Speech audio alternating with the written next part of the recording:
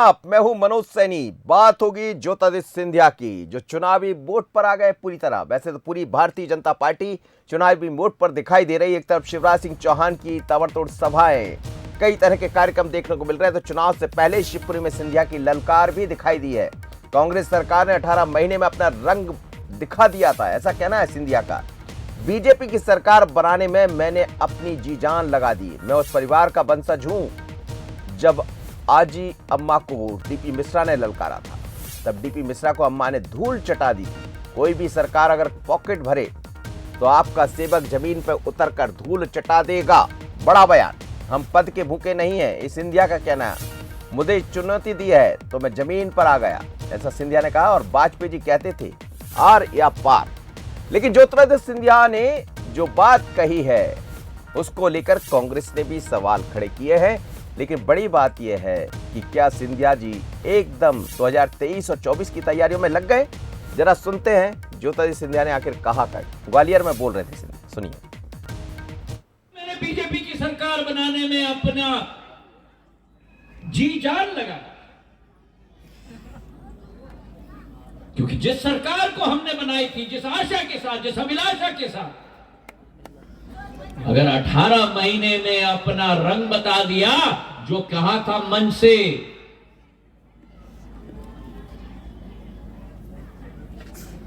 कि अगर 15 दिन में किसानों का ऋण माफ नहीं होगा तो हम मुख्यमंत्री बदल देंगे। जब किसानों का ऋण माफ नहीं हुआ, जब लोगों के साथ भ्रष्टाचार हुआ, जब लोगों के साथ वादा खिलाफी हुई और मैदान में कोई आए ना आए, लेकिन सिंधिया परिवार का मुखिया आ गया मैदान। मैं उस परिवार का वंशज हूं जिस आजी अम्मा ने जब डीपी मिश्रा ने ललकारा था तो डीपी मिश्रा की सरकार को धूल चटा दी थी। कोई भी सरकार मेरे जनता के साथ वादा खिलाफी करे, कोई भी सरकार मेरे जनता के साथ अन्याय करे, कोई भी सरकार सपना दिखाकर साकार करने के बजाय अपने पॉकेट को भरे, तो ये आपका सेवक और आपका योद्धा जमीन पर उतर के या तो उनको धूल चटा देगा या अपना साफ हो जाएगा। हम पद के भूखे नहीं, पर कोई अपमान करे मेरी जनता का तो मैं जमीन पर आ गया। मैंने कहा, जैसे वाजपेयी जी कहते थे ना, या तो आर या पार। चलिए, तो ज्योतिरादित्य सिंधिया कह रहे हैं या तो आर या पार। लेकिन जैसे ही उनका यह बयान आया है तो कांग्रेस ने इसे अपने नजरिए से देखा है। कांग्रेस का क्या कहना है जरा सुन लेते हैं। कांग्रेस के राजीव सिंह है, कांग्रेस के उपाध्यक्ष, जरा सुनिएगा उन्होंने क्या कहा। देखिए, ज्योतिरादित्य सिंधिया जी ने जिस तरह से कांग्रेस पार्टी से गद्दारी कर भारतीय जनता पार्टी की सरकार बनाई, और इस बात का उन्हें अच्छी तरह एहसास हो गया है कि ग्वालियर चंबल संभाग जहां से वो आते हैं, वहां की जनता ने उनको पूरी तरह से नकार दिया है। जिस तरह से वहां के 2 महापौर हमारे जीते, डायरेक्ट इलेक्शन में जीते, उनको एहसास है कि वहां से इस बार सबसे बुरी गत अगर भारतीय जनता पार्टी की हो रही है तो वो ग्वालियर चंबल संभाग से होने वाली है। तो वो अपनी स्थिति अभी से बनाना चाहते हैं। चलिए, सिंधिया ने ललकार लगा दी है। ललकार उस लोगों के लिए है जो काम को लेकर ये कहा जाए गंभीरता नहीं दिखाते हैं। उन्होंने जिक्र किया 18 महीने की सरकार का और ये कहा कि मेरी बात नहीं सुनी गई थी, लिहाजा मैं सड़क पर आ गया, पर अभी भी मैं जनता के साथ खड़ा हूं। और ये जिस तरह का बयान उनका है, ऐसा लगता है कि 2023 के चुनाव में पूरी तरह रचते बसते नजर आ रहे हैं। मेरे साथ 2 मेहमान जुड़ रहे हैं। हितेश वाजपेयी जी हैं, डॉक्टर हितेश वाजपेयी जी प्रवक्ता है भारतीय जनता पार्टी के और नागरिक आपूर्ति निगम के पूर्व उपाध्यक्ष, आपका बहुत स्वागत है। साथ ही योगेश यादव जी है, प्रवक्ता कांग्रेस के। आप दोनों मेहमानों का बहुत बहुत स्वागत है। डॉक्टर हितेश वाजपेयी जी के पास सबसे पहले चलूंगा। डॉक्टर साहब, आपने तीनों बयान सुने होंगे और अब जाहिर सी बात है कि एक तरफ शिवराज जी भी दिखाई दे रहे हैं, दूसरी तरफ सिंधिया जी, लेकिन आज उन्होंने ललकार लगाई है। जी बिल्कुल सुना है। पहले तो मनोज जी, मैं नागरिक आपूर्ति निगम का अध्यक्ष थे आप। कैबिनेट में। जी जी जी, बिल्कुल बिल्कुल सर। तो क्या आप ध्यान नहीं रखते हो? तो नहीं, मैंने पूरा ध्यान रख लिया सर। जी, स्मृति दिला दो। मेरे साथ नागरिक आपूर्ति निगम के अध्यक्ष जुड़े हैं हितेश वाजपेयी। दूसरा विषय ये था कि देखिए सिंधिया जी, आप उनकी बॉडी लैंग्वेज देखिए, उनका पॉलिटिकल कैरेक्टर देखिए, वो जनता के लिए लड़ने वाले आदमी रहे हैं।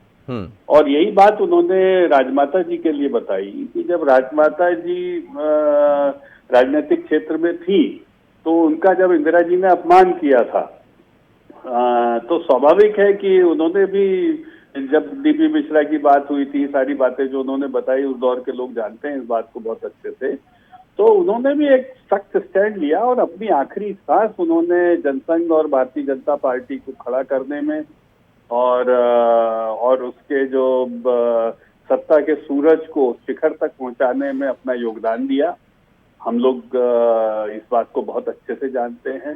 राजमाता से लोक माता का सफर पूरा किया और उन्हीं का ही ब्लड है ज्योतिरादित्य सिंधिया जी। जी, तो आप एक बात ध्यान रखिए, ज्योतिरादित्य सिंधिया जी यदि ये बात कह रहे हैं तो कांग्रेस को ये बात बहुत अच्छे से समझ में आ जाना चाहिए कि भ्रष्ट कांग्रेस के भ्रष्ट तरीकों से चलने वाली सरकार को जिस प्रकार से उनने उखाड़ फेंका, वो किसी भी प्रकार से समझौता नहीं करेंगे कि ये कमलनाथ जी दोबारा सरकार में आ जाएं। जी, वो ये जी। कहना चाहते हैं। तो जरा से भी थोड़े बहुत भी उनके थोड़े बहुत मंसूबे पाल लेते हैं ना कि संभावी, अवश्यंभावी और फलानी और डिकानी, क्योंकि सिंधिया जी का 2018 में भी बहुत मजबूत रोल था। जी, जी। हम तो भाई उनके विरुद्ध थे उस समय चुनाव में, तो हम तो बहुत अच्छे से जानते हैं इस बात को। तो वो एक जननेता हैं और उनके खानदान की लीगेसी है कि वे जनता से जुड़े विषयों में समझौता नहीं करते हैं। और अब तो साहब वो मोदी जी के नेतृत्व में आप सोचिए उस शिखर की टीम का हिस्सा है हमारे, बहुत मजबूती से काम कर रहे हैं। उन्होंने जो एविएशन डिपार्टमेंट दिया गया तो 3 गुना हवाई अड्डे कर डाले उन्होंने जितने मिले थे उससे। जी, मुझे लगता है कि वो बहुत कॉन्फिडेंट है और उन्होंने अब 2023 को लेकर कांग्रेस से दो हाथ करने के लिए अपने आप को तैयार योगेश कर यादव लिया जी है। अब कांग्रेस से दो हाथ करने को तैयार है ज्योतिरादित्य सिंधिया जी, और सीधी ललकार लगा दी। बल्कि जैसा कह रहे हैं डॉक्टर साहब कि हम राजमाता सिंधिया जी की बात करें या उनकी बात करें, ये वो है जो सीधा जनता के लिए लड़ते हैं। देखिए मनोज जी, मैं कंफ्यूज हो गया हूँ। ये दो हाथ कांग्रेस से लगाने के लिए तैयार है, लड़ने के लिए तैयार है, ये भारतीय जनता पार्टी से।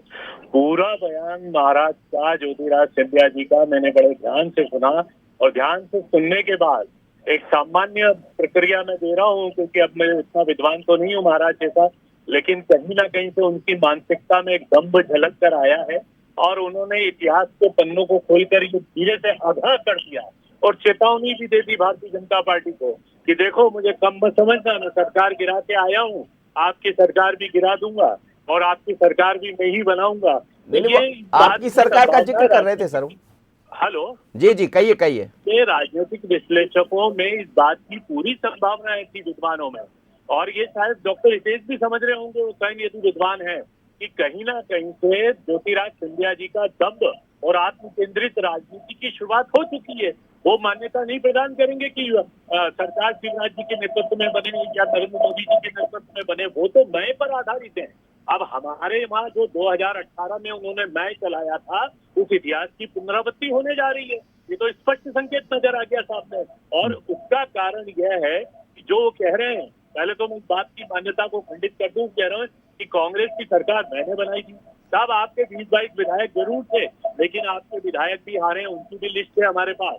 ज्योतिरादित्य सिंधिया जी के जिन समर्थकों को टिकट दिया था वो हारे भी हैं। तो ये जो दम उन्होंने प्रकट करके आत्म केंद्रित राजनीति होने के कारण, मैं के कारण एक कांग्रेस जैसे संगठन को त्याग करके जो उन्होंने अपना वो किया है, तो ये उनकी आत्म केंद्रित राजनीति का प्रतीक है। और हमें अब जो हमारे साथ होना था वो हो गया।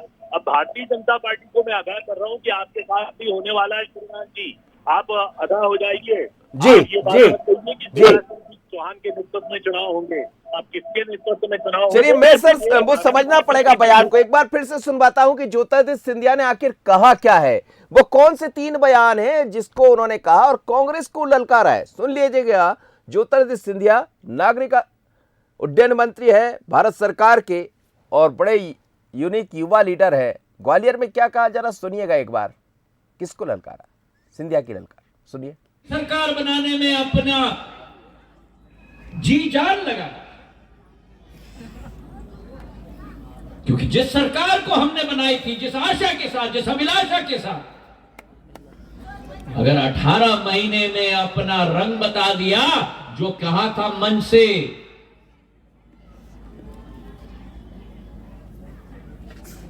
कि अगर 15 दिन में किसानों का ऋण माफ नहीं होगा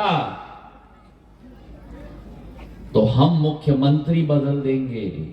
जब किसानों का ऋण माफ नहीं हुआ, जब लोगों के साथ भ्रष्टाचार हुआ, जब लोगों के साथ वादा खिलाफी हुई और मैदान में कोई आए ना आए, लेकिन सिंधिया परिवार का मुखिया आ गया मैदान में।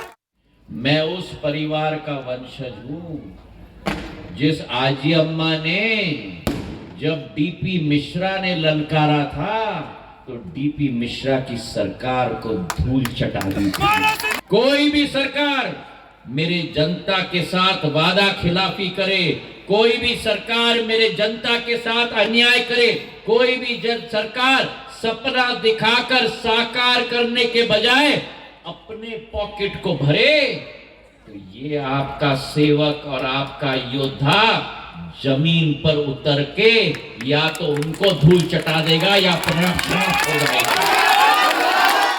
हम पद के भूखे नहीं, पर कोई अपमान करे मेरी जनता का तो मैं जमीन पर आ गया। मैंने कहा, जैसे वाजपेयी जी कहते थे ना, या तो आर।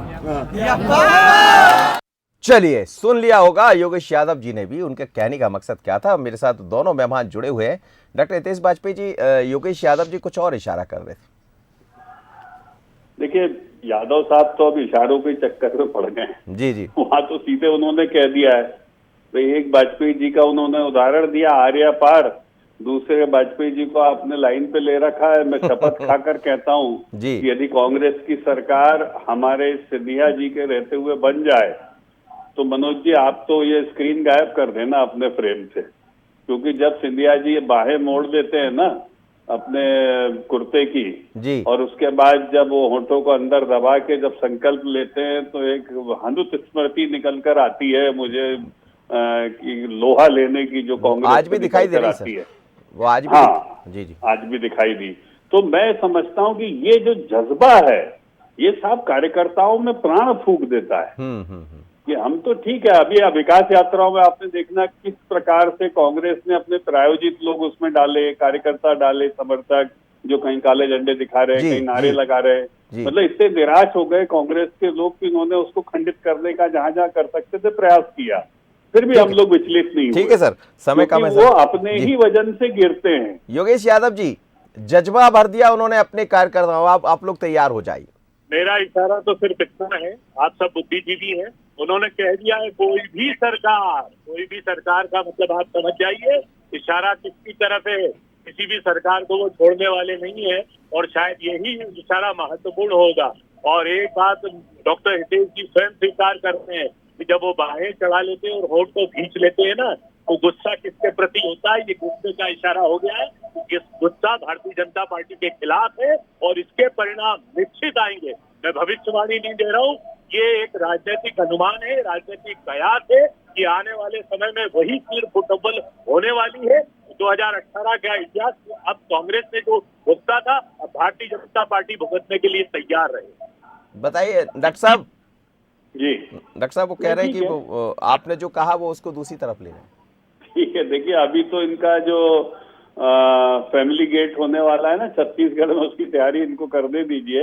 ये लोग तो क्या है, इशारों में ही चाहते हैं कि चुनाव जीत जाए। तो साहब, चुनाव इशारों में नहीं जीते जाते। जमीन पर और धरती पर जब आप जनता के लिए लड़ते हो, आवाज उठाते हो और हिम्मत रखते हो और लोगों के बीच आप चलते हो, आप बॉडी लैंग्वेज देख लीजिए। चलो आप तो 2 फ्रेम चलाइए, आप एक सिंधिया जी की बॉडी लैंग्वेज चलाइए मनोज जी, और एक नकुलनाथ और कमलनाथ जी दोनों एक नीले रंग के हेलीकॉप्टर में घूम रहे हैं गांव अपने यहाँ। वो जमीन पे नहीं चलते, अपने गांव में नहीं चलते, मतलब छिंदवाड़ा सोसर जाना होता है ना उनको, तो रोड से नहीं जाते, मनोज जी वो हेलीकॉप्टर से जाते हैं। योगेश जी बोलिए सर, समय नहीं, जल्दी से योगेश जी। जबकि कमलनाथ जी शासन नहीं होंगे सिंधिया जी की पैसे के मामले में, पर आपने कभी नहीं देखा होगा कि सिंधिया जी हेलीकॉप्टर लेके गाँव घूम रहे हो।